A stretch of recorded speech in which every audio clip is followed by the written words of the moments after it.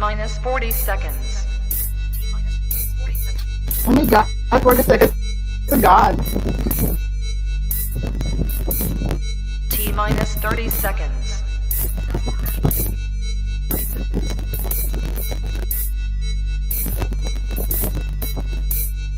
T minus 20 seconds.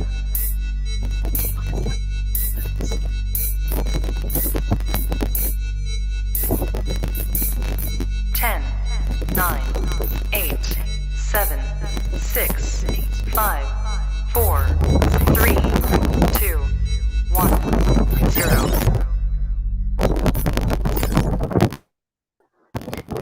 And so we are back. Magandang gabi sa inyong lahat. Welcome back to Miss Queen of Hearts Philippines 2021. This is our episode 13 and this is the last episode of our head-to-head challenge. Live na live po tayo ngayon sa ating Queen of Hearts YouTube channel and also to our partner pageant pages na sina Pageantry, Eventologie, Missosology Philippines, and Miss Queen of Hearts Facebook page. Ngayong gabi, tatlo sa ating opisyal na kandidata na nagmula sa province of La Union, Aringay, La Union, and Pangasinan. Let's welcome Princess Pangilinan, Morena Albay, and Kathie Berco. Good evening, ladies. Good evening po. Magandang gabi, ayan. So, kahit na meron tayong technical issues right now, but still we have to continue. We would like also to say good evening at nanonood po siya ngayon sa ating pinakamamahal na President and CEO, the woman behind the Queen of Hearts Foundation and Miss Queen of Hearts Philippines, our President and CEO, Ma'am Mitzi Gohil. So, good evening, ma'am. I hope you're watching right now. He's the head pageant coordinator and Missosology correspondent, Sir Ferdy Abihon.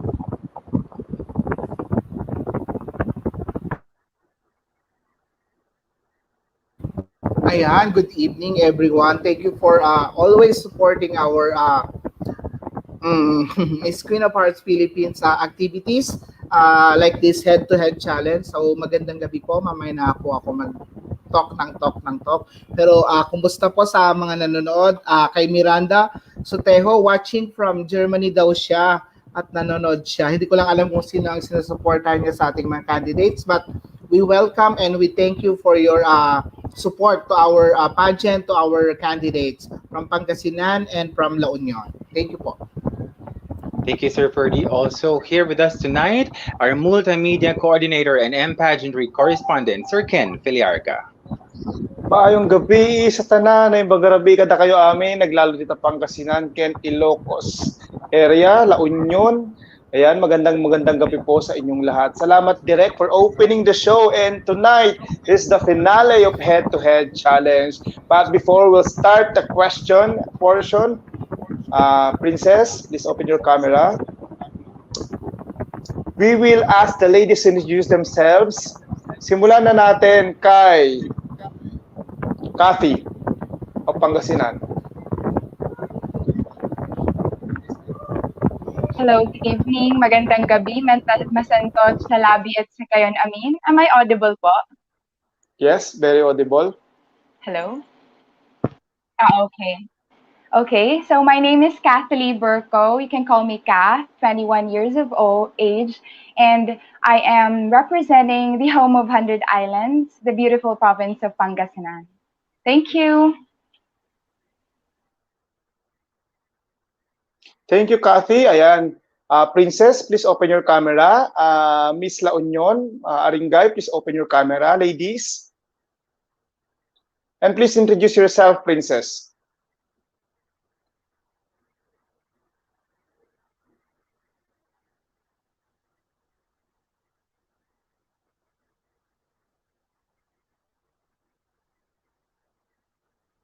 Hello, ladies. La Union. And Aringay La Union. Hello.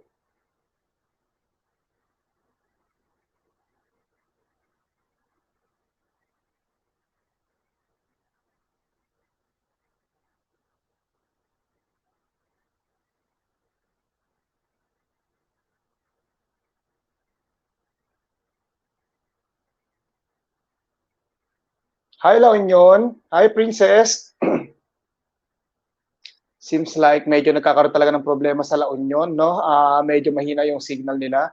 But since tonight is the finale of the show, sige, para hindi masayang yung oras natin at marami nag-aantay, simulan na natin ang tanungan. Kathie, ready ka na ba? Yes, go on. Ayan. Yan yung okay sa'yo eh, palaban, no? So, nagkakaroon ng problema nga Let's itong mga do this. Yes, let's do this. Yung mga kasama natin, medyo may problema talaga sa line, but we will still try to contact them later. Ang unang question ko sa'yo, Kathie, is different naman sa usual na tinatanong ko. How does it feel to be a candidate of Miss Queen of Hearts Philippines 2021? I think that this pandemic teaches us a lot, especially becoming a resilient person who became more conducive and adaptive to our community nowadays. And I think that Miss Queen of Hearts helped me to gain more confidence and to pursue my goal in helping out the community. And being part of this organization means a lot because I do not only owe myself a an opportunity to help other people, but to also inspire other people to do the same thing, find their platform, the strongest platform they can find as much as possible so that they can render service towards other people po. Thank you so much, Kathie. Ganda naman ng opening natin with Kathie. Direct, Sir Ferdy. Ayan, sige. Ang tawag nito, kala ko si Direk na agad para masaya sana yung questions. Ayan, pero sige, ang question ko kay Kathie is ano, to just select any of this word then just explain it, parang ganun precious Alright. or priceless?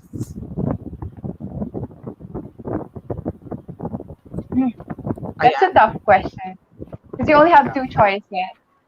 But Yes. if I'm going to choose between precious and priceless, I would go with precious because this is an immeasurable word and it can be connected to other things as well in other contexts. And being precious does not only mean being beautiful outside, but also has something to do with being important and relevant. And I think that if I'm going to apply this word to myself and to other people, it makes a lot of impact. It creates a lot of positivity. Yun po. Ayan. Thank you, Kat. Ken, parang wala pa yung ating mga friends from La Union na candidate. Although we understand the effort of them trying to connect, pero syempre po naiintindihan na may problema po talaga yung kanilang connection. So hindi po natin sila dapat sisihin kasi nga ganun po talaga dito sa Pilipinas. Ang daming although we give this time to Kathie muna because we want to know how she thinks about something and everything, or it depends on the question that Ken, me, and Direk will throw at her muna. Correct. As we wait for the other girls. Ayan. Yes. Direct? Yes, Direct, go ahead. Sige, Kathie, may tanong naman ako. Kathie, do you believe in second chances? Or do you believe in chances? Oh, yes, of course. This is another opportunity for us to regain ourselves and to also redirect ourselves. Like, for example, in any context it might be, for example, in your workplace or in a relationship to be particular, there will always be second chances. And I do want to stand in that with conviction because there will always be an opportunity, an open door for us to get to know more of the things and to reprocess ourselves so that we can learn from the previous things that we've done before. And it's about also going back to what you really aim for. So second chances are very much relevant. And these are the things that we shall consider, especially in making decisions. Thank you. Pero hindi yun ang tanong ko. I'm sorry. But that's I not lost really my game na. question. Tinanong lang Okay. kita, it's either a yes I'm or a no. sorry. But anyway, Oh. but since you answered that, here's my question for you, ha. Okay. Kathy, Okay. if you have the chance to give chance to others, would you give it? If I were to give chance to others, if I have a chance to give chance to others, am I right?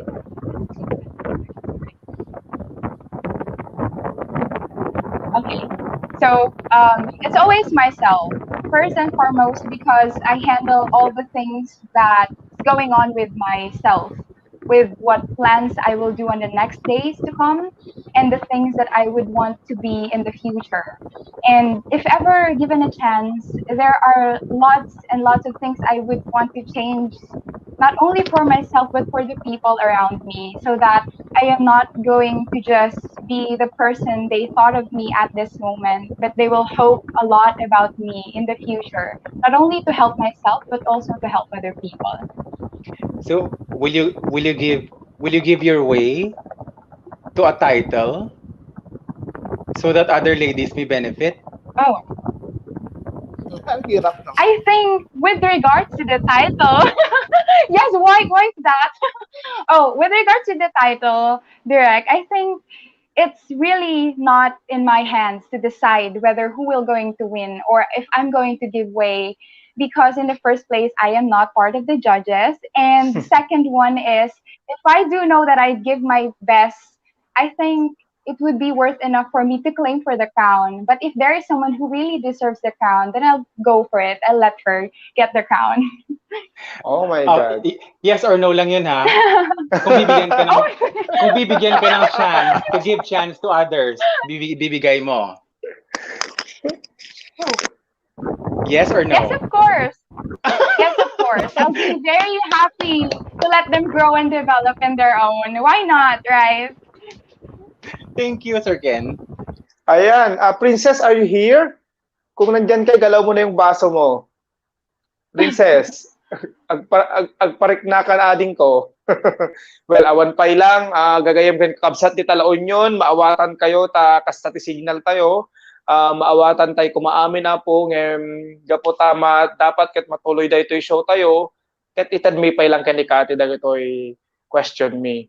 In Tagalog, naiintindihan po namin na mga kapatid natin sa La Union na nagkakaproblema ang signal. So, while waiting for everyone to fix their signal, because this is a finale and we want them to show their faces.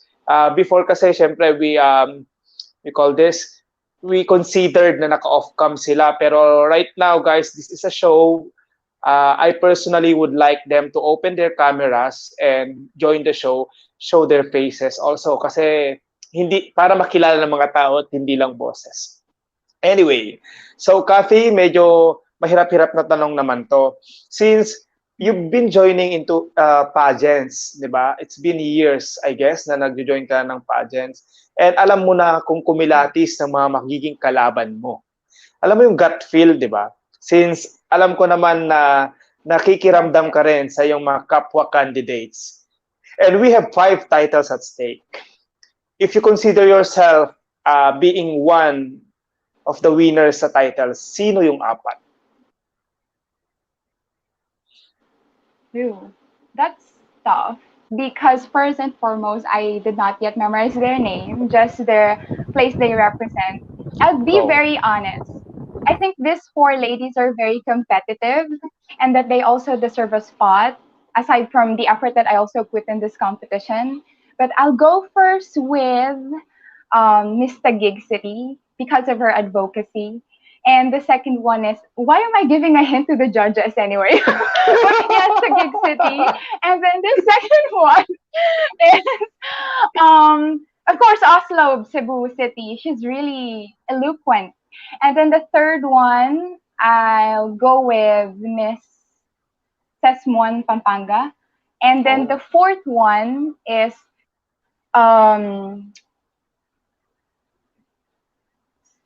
the girl from Cebu City. I'm not sure. It's Lapu-Lapu or Cebu City. Not sure. Oh my God. Why am I telling this? alam mo, alam mo naman, being in the pageant naman, ramdam mo rin naman yung mga kalaban mo talaga. I mean, kahit hindi pa kayo Yes, yes. nakikita-kita, di ba? So, salamat, Kathie, for being so honest.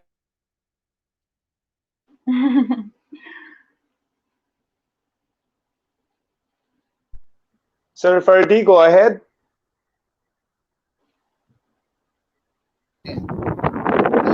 No, ayan, grabe, ang hirap naman sagutin noon, Ken. Ako, sino yung kalaban ko? Oh my God. Anyway, really, I commend, Kat, it's so hard, to tell the whole internet world who your top picks is, aside from you, of course. Diba? Kasi syempre, one might, parang sabihin ng iba, oh my God, di man ako nabanggit ni Kat. Diba? Anyway, my question for you is, if I were a genie in a bottle and I could grant any wish that you want, what wish would that be? We only have one wish.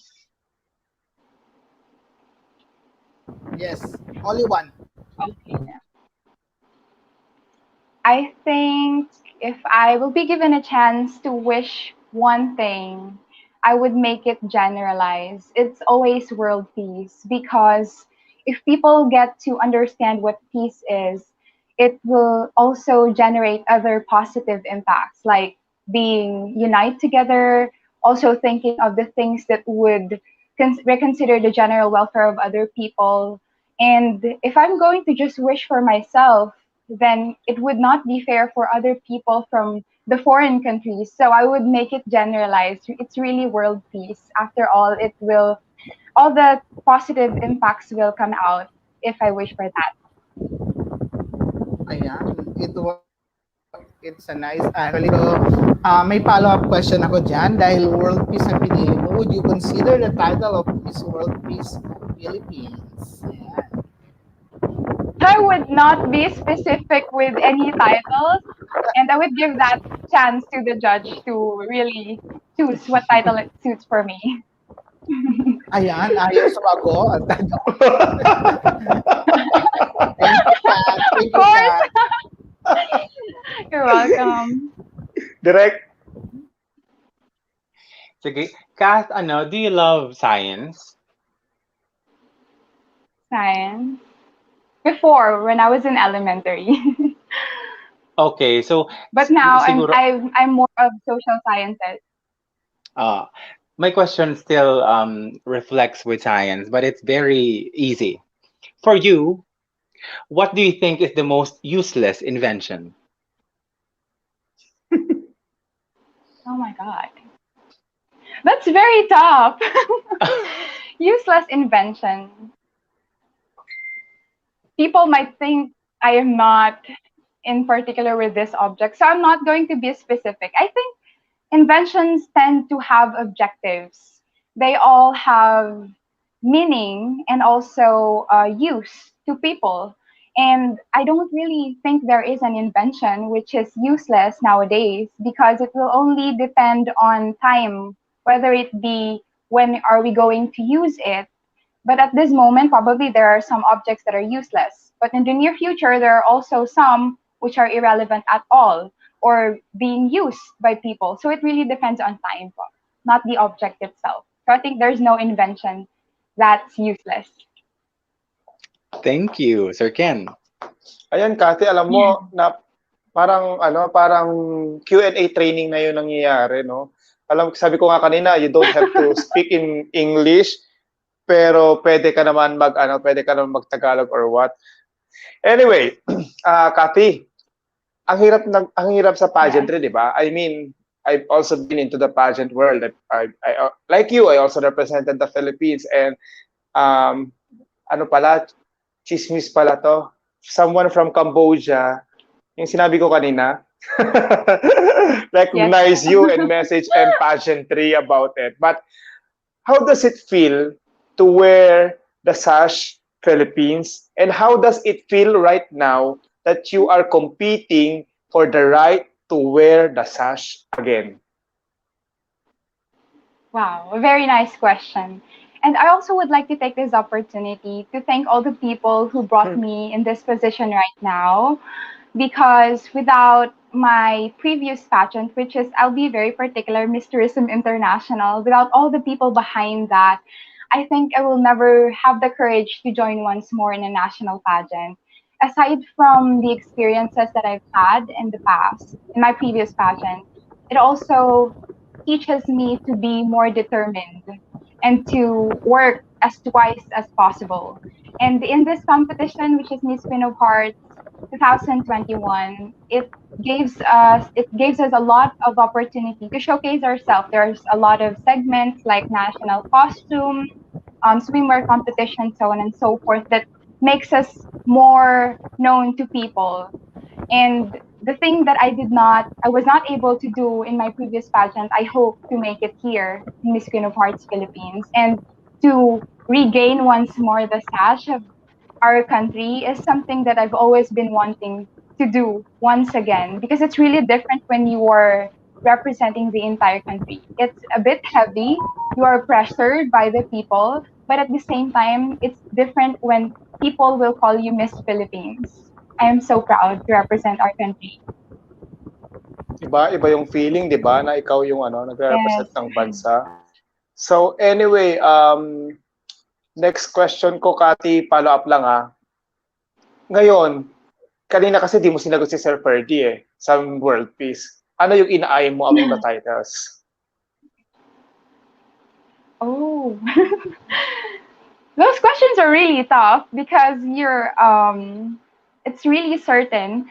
I'm always right after a title where I can give back to the community, where I can influence more people, and where I can represent the country. That's it.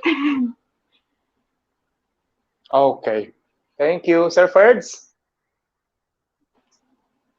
Yeah. Anyway, wala pa rin yung ating mga friends. So, again, Kathie, thank you for taking time tonight to join us in this last leg of our head-to-head challenge. Mayroon pa tayong mga madaming activities that are in store for you guys, and we want you to enjoy your journey in the pageant, even though it's just a semi-virtual pageant.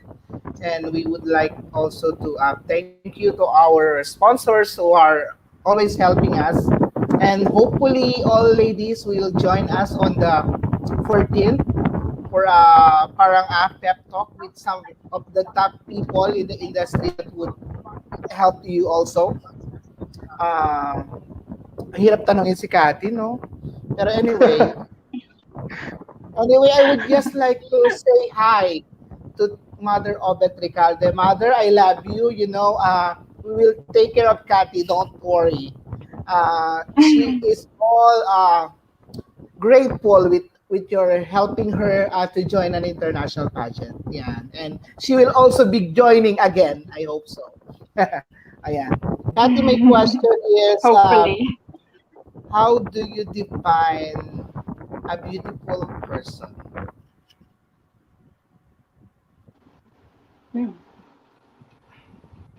Okay.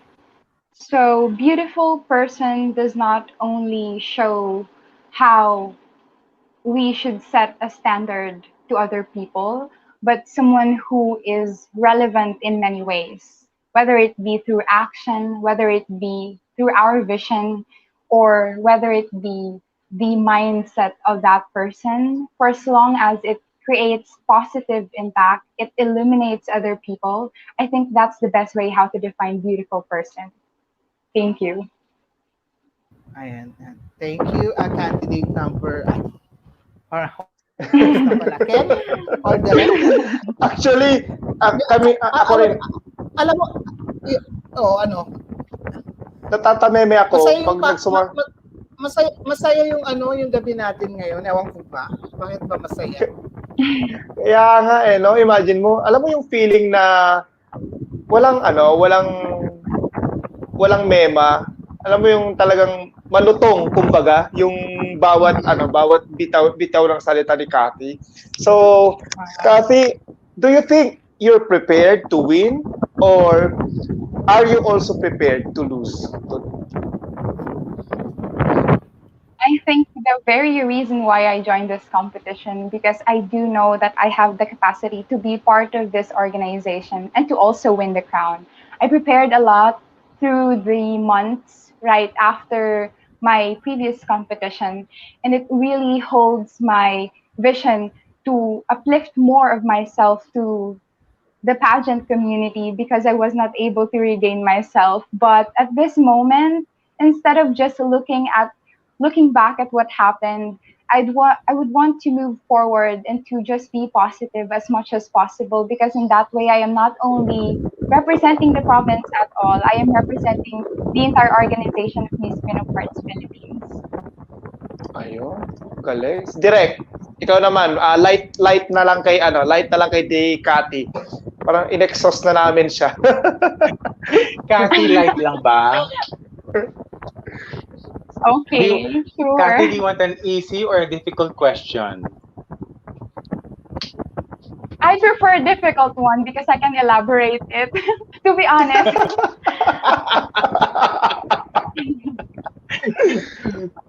Sige, sa easy na lang tayo, ha? Sige, Kathie. Kathie, have you ever been in love? Have you been in love? I am heartbroken right now. No, I was just kidding.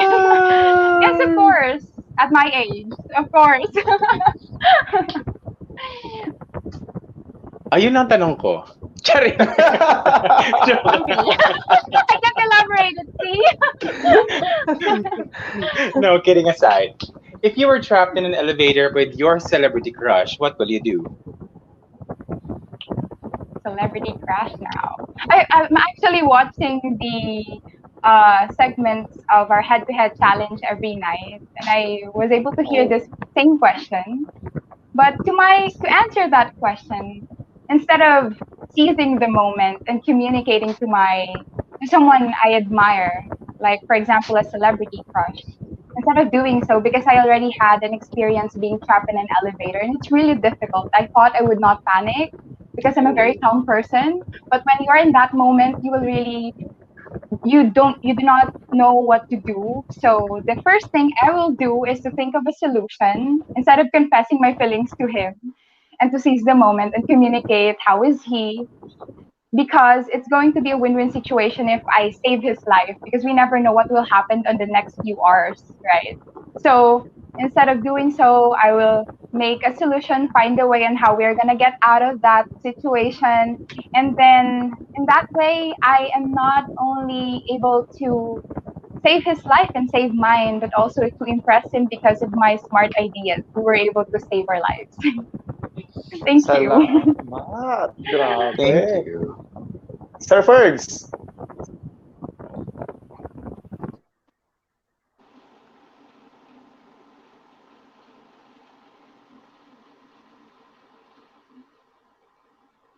Wala kang audio, Sir Fergs. Naka-off.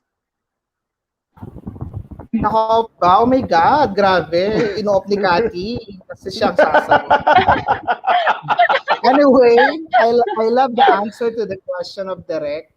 And I would just like also to say good evening and mabuhay to our friend, our official swimwear designer from Mindanao, Alson Asuncion. We received your swimwear already and we will send to the ladies tomorrow.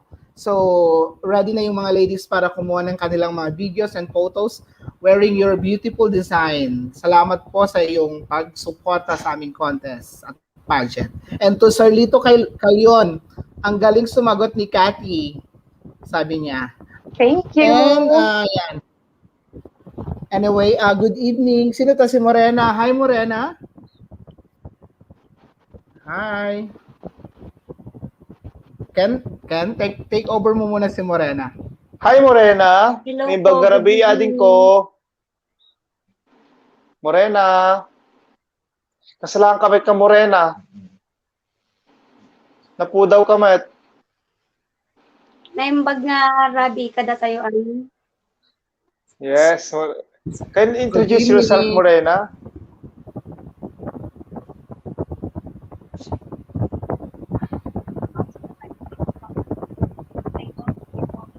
Morena? Hello po. Okay, kindly Wala introduce po. yourself. Pasensya po nagkakaroon po ng Okay lang, ading ko. Ag-headset ka. Ag-headset ka. Tapno na napinpintas sa signal. Ay, tikwa. Boses. Hello everyone. I'm Bagngarabi Kadatayani. This is Morena Albay, 18, Miss Queen of Hearts, Aringay. Okay. Morena, maging na ka na sa atin?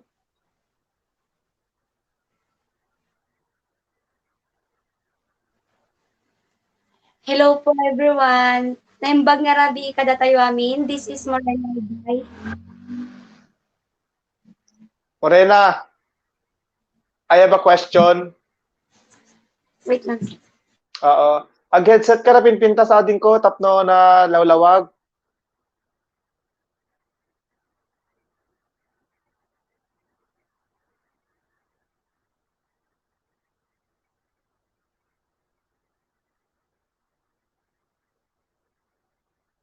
Okay, while waiting for Morena to have her headset, Kathie, back to you. Ayan. Sir Ferdy, to Kathie. Sige sir. Ayan, sige, ano na lang, Kathie, parang hirap yung tanong ko. Biglang pumasok sa utak ko, pero biglang sabi ko, ay, wag na lang. Kasi baka may issue na naman si Kathie. Pero siguro one of our ito na lang kasi mayroong question from Sir J Pataw of Malaya Business Insight. So mabuti na lang sinave ako ni Sir J. The question is, what lesson have you learned from your international pageant that you can apply to Miss Queen of Hearts Philippines? Ayan. Okay, so to be specific with what lesson I've learned from the previous pageant I joined, that would be to be more patient. I think that a lot of people were really shocked about when they announced that I'll be the representative of our country. And I think I will not force them. I was not able to force them to like me, but I did my best and I seized the moment, the opportunity of representing our country. And if there is one thing there that I've learned, it's to learn how to be patient, more patience, because in this industry, you do not just represent yourself the way you like it. People would set a standard of beauty. People would force you to do this and that. There are lots of pressure, especially in the Philippines, but it's really a good one because it makes you more motivated. You will become a better person after the competition. And that is something that I also would want to share to all the beauty queens around the world, to be patient and to know when to peak, to know when to really give everything. And with that, I know that in beauty pageants it's all going to be worth it because we all have our advocacies. After all, this will highlight our personalities and our characteristics, whether we win or lose the competition. So just focus on what you are into, even without beauty pageants. Just make yourself someone you know, because anyone who would bash you while you are presenting will soon realize that these are all nonsense because you are really doing your best. That's it. Ramdam na ramdam. And I guess every experiences that we made, whether we join or maybe in other terms, at least we learn something, and that's the Yes. best thing that happen in every situation. At least you learn something that you would maybe use it or in other aspects of your life. Anyway, Sir Jay, thank you. Ang galing mo sumagot, Kathie. Sabi ulit ni Sir Lito Calyon. Ayan na naman si Sir Lito. May paborito. Ayan. Hi, Morena. Ayan. Ken, take over for Morena. Hi, Morena. Ayan, nawala tuloy, Sir Ferds. So, Princess, are you there? Ayan. Anyway, Kathie, since andito na nga tayo, no? At alam ko naman na marami nag-aabang sa'yo, ang dami-dami mong fans. Si Mitch Usana, kilala mo ata to eh. Hi, Kathie, di ko makalimutan yung first time we've been friends and first time tayo nagkita last November 30, 2017, Miss Galikayo, Camiliana, Okay, 2018 Torch Parade. Grabe, friendly ka talaga, Kathie. Yes, of course. Yes po. Ilang taon ka na, Kathie? 21. At your age, kasi yung wisdom and thoughts mo na sinasabi at sinasagot sa aming mga questions is so deep. I mean, parang so matured for a 21 years old. Sino yung pageant queen mo na nilulook up at bakit? Before, I am really not into pageantry because I've been wanting to be part of the community who fights for injustices. To be specific, I want to be a lawyer. And it takes a lot of courage.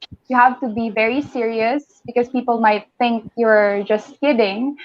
And I think if there is somebody from the beauty queens that we have here, whether be it foreign or here local, that will always be Catriona Gray because she's very eloquent and there's a substance in every word she's saying.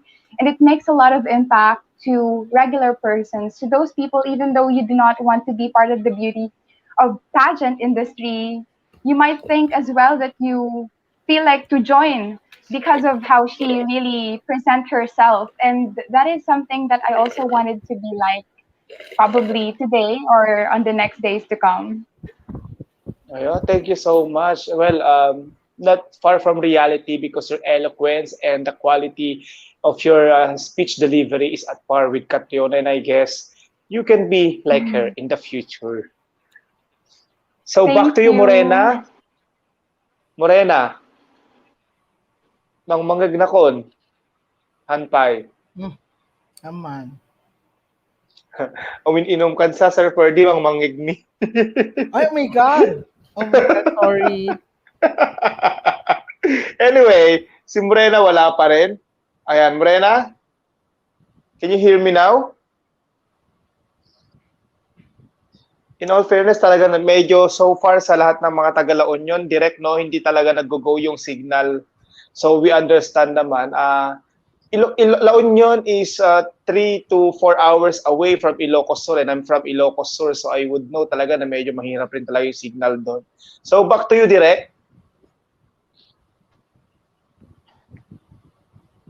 Magtatanong ulit ako. Yes, direct. Gusto ko mahirap kasi nasasagot niya din naman eh.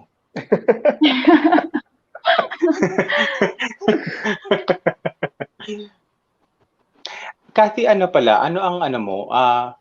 Ano ang nagawa mo na sa community mo or ano ang naging advocacy mo towards joining Miss Queen of Hearts Philippines? Yes, I would like to take the spotlight to introduce my advocacy to everybody since I think I'm the only candidate here right now. So I am advocating for youth empowerment meant for when I was 14 years old and then up until now because I am very active at school. I am a student leader by heart, and it really means a lot to see that at my age I was able to help other people as well. And at this moment, I am supporting 4 community pantries in the province as well as in National Capital Region. So the first one is the community pantry here in my barangay. I would like to commend as well the local government unit of our city because we opened already 100% functionable. All the barangays have their own community pantry. So here in my barangay, which is Barangay Polo, we have this community pantries we've been supporting as a family, my own family. And then the second one is the community pantry of which is congregated with a congregation of the beauty queens in our city, the the 100 Islands Community Pantry, together with also the church of our city. This is a very good initiative with the youth in the city, and then they are roaming around the area in the city just so they could spot a perfect location to gather more individuals so that they would benefit a lot. And hopefully, if you get to visit this post from the different queens in our city, especially here in Alaminos, all the Alaminians out there watching, hopefully you get to support all these community pantries that we have here in the city. And of course, I am also supporting another two community pantries in National Capital Region. Since I am working with a non-governmental organization, this is a congregation of student leaders from different parts of NCR and of course on the neighboring provinces, which is the Sinag Youth. We call this Good Morning Pantry, and they're already on their second wave. The first one is in Quezon City, and then the second one is in Caloocan, and we're still gathering more sponsors, hopefully, to replenish the table. And then the fourth one, sorry, long playing, but I really have to discuss this as well so that people may know I'm gonna get this opportunity. The last one is we haven't yet started anything, but we are planning together with my institution. Since I am the leader of our student council, I am working with the administration to create a community pantry for San Sebastian College, Recoletos, Manila. This will be under our school, so we can help people from around Recto and nearby places. So I'm really into youth empowerment, and that makes me more that pushes me a lot to work with people who has fresh minds and fresh ideas. This is really also another hint to people as well to reconsider people young minds to be part of their community, because they're not only offering fresh thoughts but they are also willing to learn, and that's why I advocate for youth empowerment. Thank you. Galing, galing, galing. Kahit na ano, no, kahit na uh, uh, you're not joining a beauty pageant before, you're still into the community outreach programs. At the same time, active in school extracurricular activities. That's very nice. Thank you Well, po. you know, parang ano, direct, no? Parang sinasabi ko nga, parang si Kathie, not to be biased naman, since because of her experience, she's very ready. Yun yung advantage na nakikita ko. But it's still, it will always still be based on your performance on the upcoming videos to be uploaded na i-judge ng ating mga Yes. judges. Ayan, kasi alam nyo naman na semi-virtual tayo and we have our live finals on June 11. Depende sa magiging performance mo sa mga videos na isinabit kay Direct. I hope that whatever videos you've sent are ano talaga, pasabog. Yung mawawaw yung mga judges natin sa upcoming virtual pageant. Magsisimula tayo Direct next week, tama ba? Sa NATCOS? This coming Saturday, weekend. Oh my God. So, this Saturday na pala lalabas yung national costumes ninyo, ladies. Kaya, abang-abang na po kayong lahat sa ating mga viewers. Anyway, Kathie, ato na lang man, hypothetical lang naman tong question ko. Since you know that we have Queen of Hearts TV and our production is about to roll. Halimbawa lang, you won. And then, we'll be giving you a show. What kind of show do you want and what will be the title? I have to think quick. It's going to be heart-to-heart talk with Kathie. Heart-to-heart talk with Kathie, because I wanted to interview guests that are really has the capacity to share insights and inspirational story behind pageantry. These are what sometimes the most crucial thing to other people to introduce what's the main purpose of beauty pageant. So hopefully I could get to have the opportunity to really lay down the card of what beauty pageants and the industry and the people behind pageantry are. So they would know that it's really not that easy. It's not just about putting makeup on your face or presenting yourself in front of the camera. It's also about being able to hone yourself inside and out. So once you go outside of the community, you're not just showing them that you're beautiful. You seem to be so confident. You also have to speak out from your heart and to inspire other people to do the same thing, to come out of their shell and to make them realize their full potential as persons. Ayan, maraming salamat, Kathie. Shout out mo si Michelle Ilagan, si Miss Oslob. Nanonood siya sa'yo, sabi niya. Hello! So eloquent. I'm a fan of Miss Kathie. Fan ka daw. Fan daw I'm siya, a fan I of mean. her as well. Sir Ferds. Ayan, anyway, ang dami nating na pag-usapan, dami nating question with Kathie, and for all the information of all our viewers, this is just one of our activities po. It's not one of our judging gauge para sa mga winners. Pero when you see a candidate talk, alam niyo naman na kung paano ang magiging result niyan in most of the upcoming activities. So anyway, again, salamat po sa lahat ng mga sumusuporta, and from the part of the organization, we will try to have these ladies, whether they win or not, to have something, to get something from the organization, like kung ano man yung may tutulong namin. And that's why we are really continually trying to plan for something for this lady. So yun nga po, sa May 14 po, meron kaming mga pep talk with some of the top-notch people in the industry who will give tips to these ladies on how to compete, how to power dress, how to take care of the skin, and so on. So I hope these ladies, our 22 candidates, will be able to join us on that day. And also, madami pa po kaming plans. So I think Ken and Derek can elaborate more.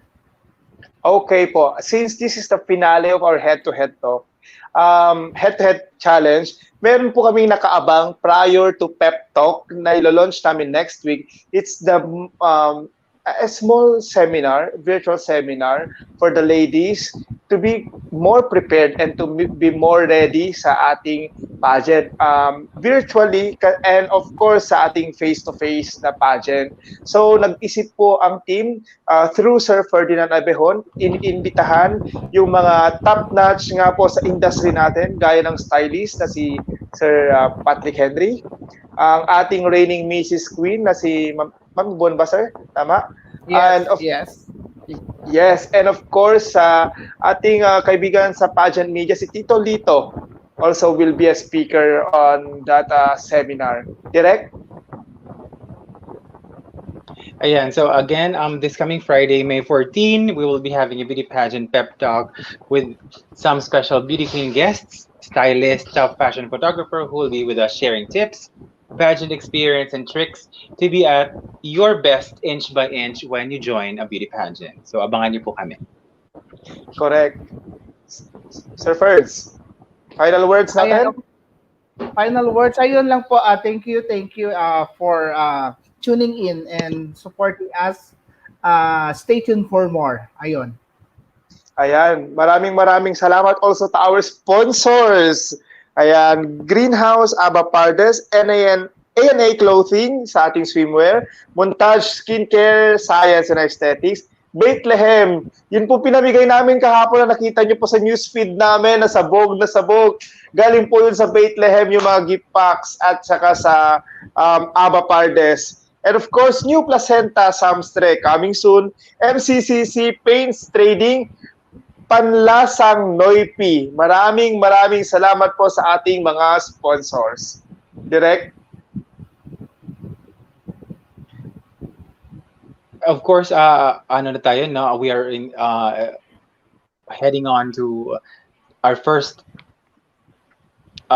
segment, which is the National Costume Competition this coming Saturday. And hopefully, we will be streaming it sa inyo. So, ano lang tayo, antabay lang mo tayo sa mga updates, and wag na wag po kayong makakalimot na sumuporta sa inyong favorite candidates through our online voting platform, which is Vantel.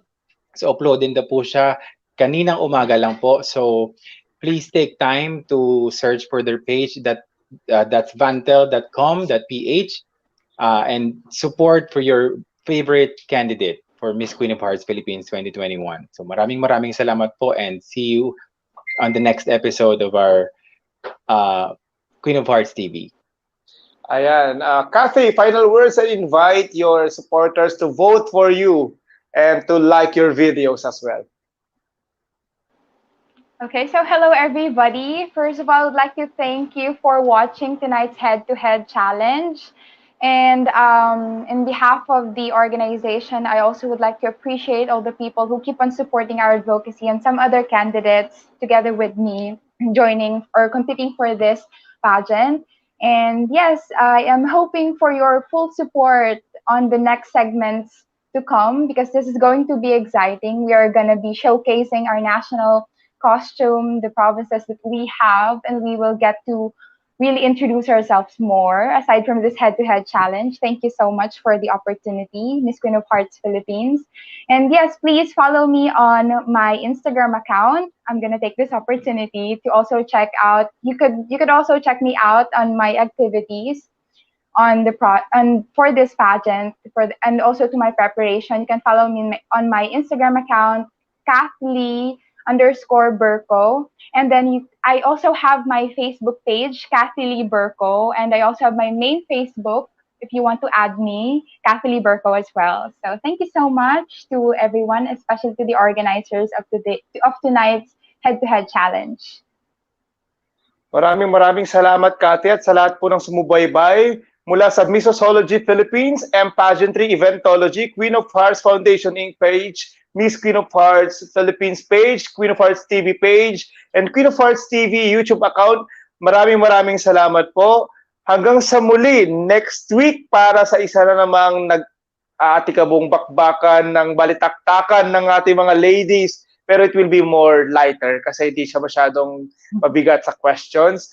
Abangan niyo po ang Pep Talk, will be starting next week. And of course, the National Costume Competition to be premiered by Saturday. We will announce what time direct, no, kung kailan, anong oras magpe-premiere. And don't forget, Queen of Hearts Sleepwear Collection na ongoing pa rin po ang sale. Buy 2 and take 1 free set of accessories of any color. A portion of the sale will be going to the Queen of Hearts Foundation Inc. to fund the missions. At abangan nyo rin po sa missions na gaganapin this month. 2 mission yung nakaantabay mula sa NCR papuntang sa North. So hindi ko po sasabihin yung mga details for safety protocols. Ayan, maraming salamat once again. This is Team Queen of Hearts saying good night and goodbye to everyone. Goodbye po!